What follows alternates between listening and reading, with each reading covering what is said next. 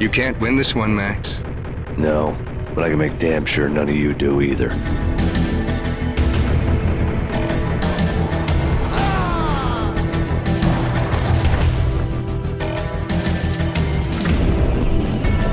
I don't know about angels, but it's fear that gives men wings. A dark, oppressive atmosphere. A hard-boiled cop set on revenge. Stylish slow-motion action and bullets. Lots of bullets. This is how I would describe Max Payne. A game I played for the first time in 2012, 11 years after its release, and even then it blew me away with its gameplay and storytelling. So, for this video I went back and played it in 2024, to see if it still holds up. And I can confidently say it is still a blast to play from beginning to end. Alright, put on your trench coat, reload your pistols, and let's dive headfirst into this retrospective. It's 1996, and Finnish developer Remedy Entertainment had just released their first game Death Rally to moderate success. Apogee Software, later renamed 3D Realms, oversaw the publishing of the game under the leadership of Scott Miller. After the release of Death Rally, Remedy began pitching ideas for the next title to Miller. One would be another racing game like Death Rally, the other would be a space flight simulation game in the vein of Descent Free Space. And their final idea was an isometric shooter they internally called Dark Justice. It would be a neo-noir shooter inspired by Interplay's shoot-'em-up named Loaded. Miller liked the idea of a shooter, but wanted changes before he would financially support the project. By that time, Miller had already been a decade in the industry, and that gave him the knowledge on how to build a game that's very marketable. He recognized the potential of 3D games, especially considering the popularity of Tomb Raider at the time. He also thought the camera was very clunky in Tomb Raider, so fixing that became a priority for Remedy. This would prove no problem for the team, as they hadn't been sitting still after Death Rally. They had created state-of-the-art 3D benchmarking software in the meantime.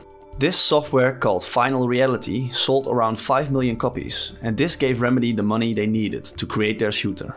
The game would also need a unique hook. Remedy drew inspiration from Hong Kong action cinema, popularized by the legendary director John Woo. These movies are known for their over-the-top and stylish action shootouts, often using slow-motion sequences to increase the intensity of the action. Miller didn't like the name Dark Justice, and he wanted the game to be built around a strong lead character with an iconic name that doubled as the game's title, just like the way he approached Duke Nukem. The guy settled on the name Max very quickly, but struggled to think of a good surname. After a while, they went with Max Heat and spent $20,000 to secure the trademark. Then somebody at Remedy suggested Payne as a better alternative, and everybody agreed it was the superior name. So another $20,000 went down the drain, and Max Payne was born. Remedy had collaborated with writer Sam Lake on Death Rally, and they asked him to join the team to write the story for Max Payne. Sam got to work and made Payne a brooding, determined and witty protagonist. He picked New York City for the game's location, and 6 of Remedy's level designers hopped on a plane to take pictures for reference material and textures. The team visited the worst parts of New York to create an authentic feel for the game. They were accompanied by 2 bodyguards for their safety. The trip was an immense success, and it took over 5,000 photos and 10 hours worth of video material. Max Payne had a limited budget, so the team had to get creative with their storytelling. For cinematics, we didn't have the resources, and so we decided to use graphic novels to tell the story and ended up using photos for the basis of those shots. And then we suddenly were in a situation that we need to cast all the characters in the game, and somehow it ended up being so that I was going to be Max Payne. Fast forward a couple of years later, and I'm seeing my face everywhere, kind of what was to be known as the constipated crimis on the cover of the magazines, and the rest is history. Sam's face wasn't the only thing that made it into the game. Remedy enlisted the help of employees, friends, family and even their janitor to contribute their faces to the in-game models. Funnily enough, Sam Lake's mother ended up being the main antagonist of the story. The team still needed that unique hook. The light bulb moment came when Scott Miller visited the guys in Finland. And I was over there and they were showing me this new cool idea they had to where when you shot an enemy, it would switch to slow motion and you would see the enemy die in slow motion, John Woo style. Right. And I was like, guys, that is cool, but we need to find a way to make that gameplay, not just a showy effect. Right. Let's find a, let's make our character do that. He needs to be able to activate this mode and make that part of gameplay. And so they went to work on that, and then a month later we had it. For the music they hired Kirtsi Hataka from the Finnish metal band Voltari and Kimmo Kajasto. It is mostly atmospheric ambient music that fits the mood of the game very well. But there are also a couple of fast and energetic tracks. The main theme is a standout track and has become an absolute classic. It sounds dark and moody, a perfect fit for Payne.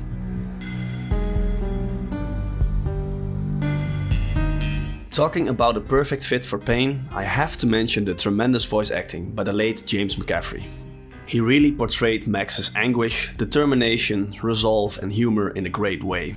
Truly an iconic performance. That's the story on how Max Payne came to be. Let's talk about the game's actual story now, shall we? They were all dead. The final gunshot was an exclamation mark to everything that had led to this point. I released my finger from the trigger, and then it was over. To make any kind of sense of it, I need to go back 3 years. Back to the night the pain started. It's just another day in the life of Max Payne, returning home after a shift as an NYPD officer. Honey, I'm home. However, the moment he steps into his house, he senses that something's very wrong. He hurries up the stairs to check on his wife and baby, only to be met by their harrowing screams. Michelle!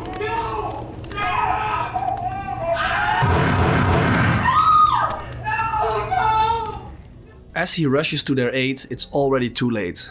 They have been brutally murdered by a group of junkies high on a new kind of designer drug called Valkyr. This is one of the bleakest openings to a game I've ever seen. It perfectly establishes the depressing and noir tone Sam Lake was going for. Noir being fiction from the 40s and 50s that show the world as being cruel, violent and unpleasant, usually set in an urban environment. This style of fiction is steeped in metaphors and dives deep into the psychology of its main characters. Alright, back to Payne. 3 years have passed and Max, having left the NYPD, is now with the DEA as an undercover agent. He's infiltrated the Punchinello crime family, the primary traffickers of Valkyr in New York. Max gets an urgent phone call from his friend and fellow agent Alex Balder, who wants to meet at Roscoe Street Station. When the two meet, Alex suddenly gets shot and Max is framed for his murder. There was nothing I could do. He was dead. I could tell by the empty, accusing stare of his eyes.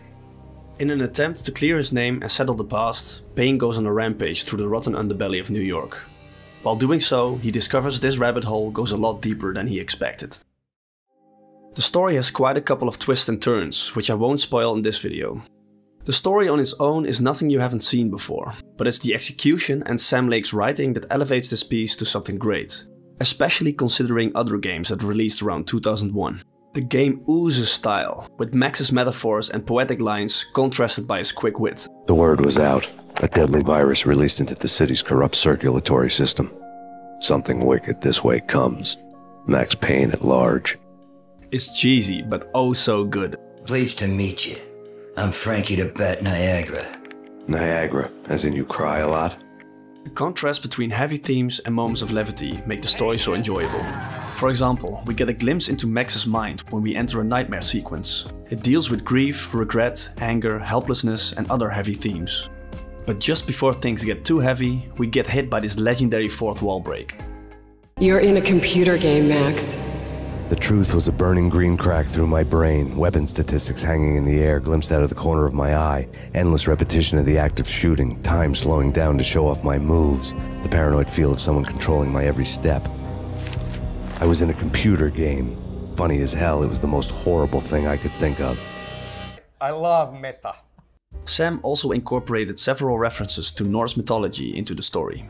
For instance, Alex Balder's name is derived from the second son of Odin. Additionally, the nightclub Max visits during the game is named Ragnarok, symbolizing the end times. Of course, the drug Valkyr itself is a reference to the battle maidens who bring fallen warriors to Valhalla. You can tell he was having fun with it. He also included some clever puns for the gangsters, like Joey and Vinny Finito, where finito means finished in Italian, and Rico Muerte, where muerte means death in Spanish. Talking about the gangsters, they are a highlight of the game. They all look so goofy with the faces of the developers and their relatives as low quality JPEGs slapped onto the model. For the time, they looked great, but when revisiting the game, it's just plain hilarious. Combine that with the thick New York accents and funny dialogue, and you've got a winning combination. It's always red or blue in the movies. So, green? No, not the green.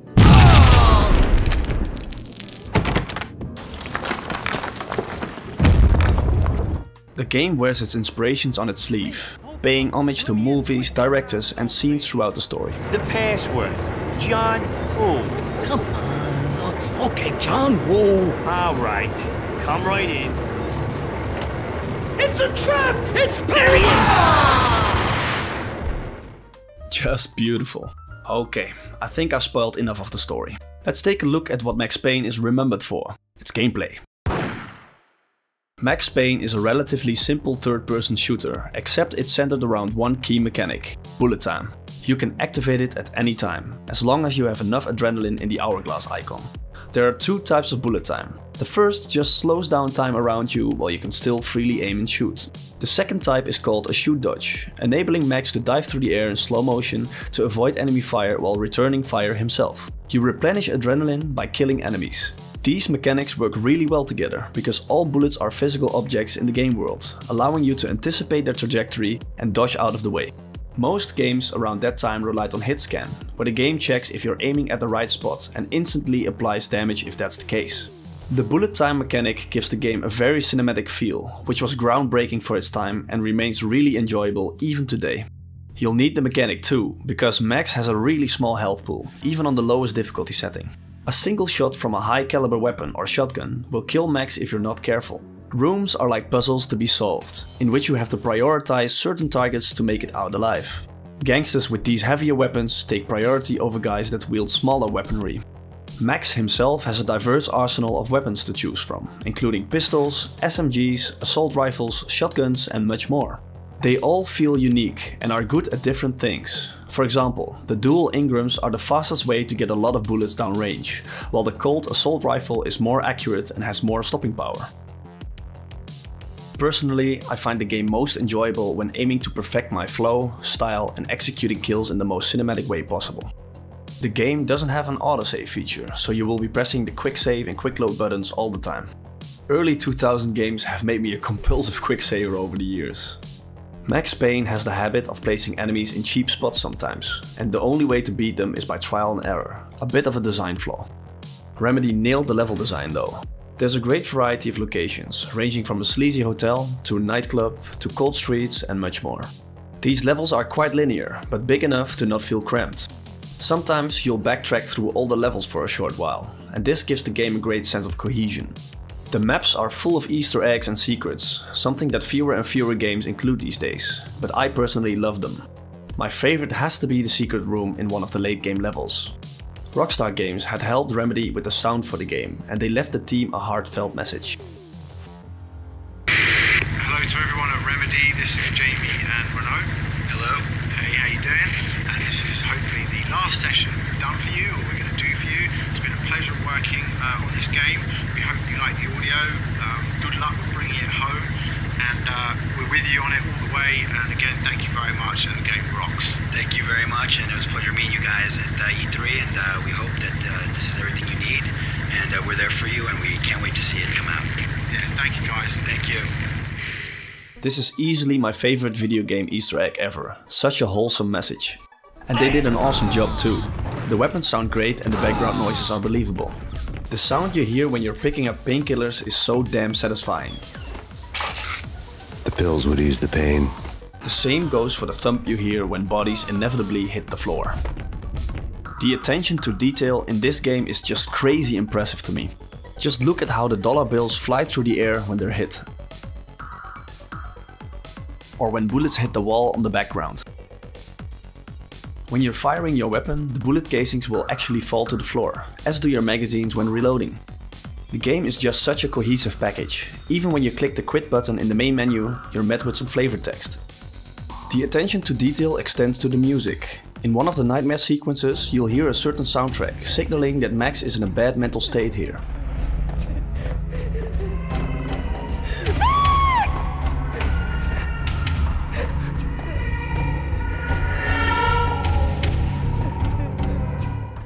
A couple of levels later, you'll hear the same song, but at a higher BPM, and now it has that 80s action movie feel to it.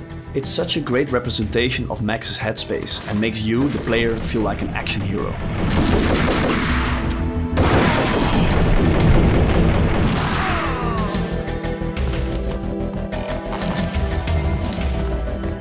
The final two things I want to mention in this section are, first, the fact that your health carries over from level to level, and second, that the whole game is set at night, once again adding to that insane level of cohesion.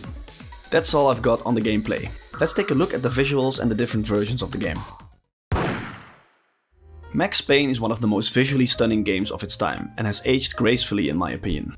The particle effects are impressive and the physics give the game a very realistic feel. Unfortunately, the NPCs' faces have not weathered the years as well. The same goes for the in-game cutscenes. On the bright side, most cinematics come in the form of a graphic novel anyways.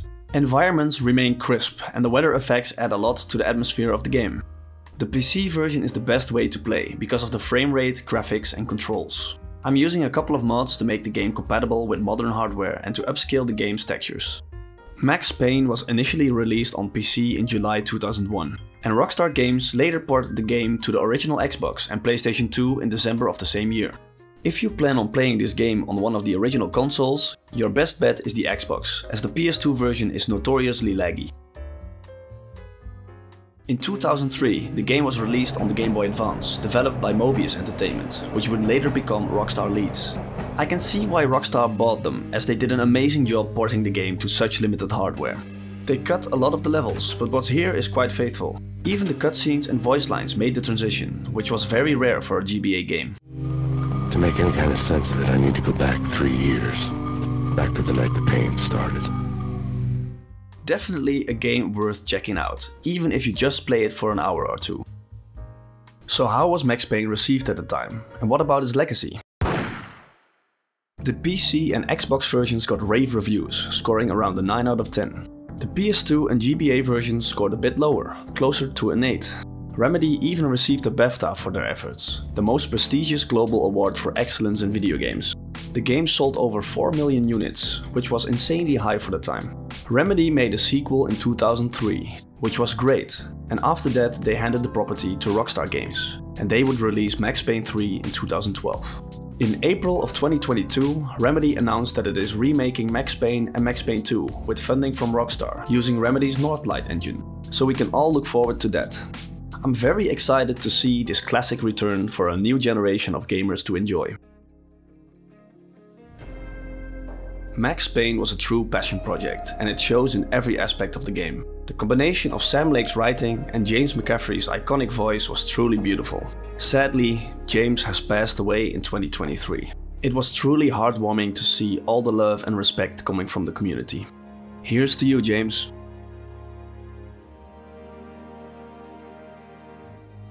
A bit closer to heaven.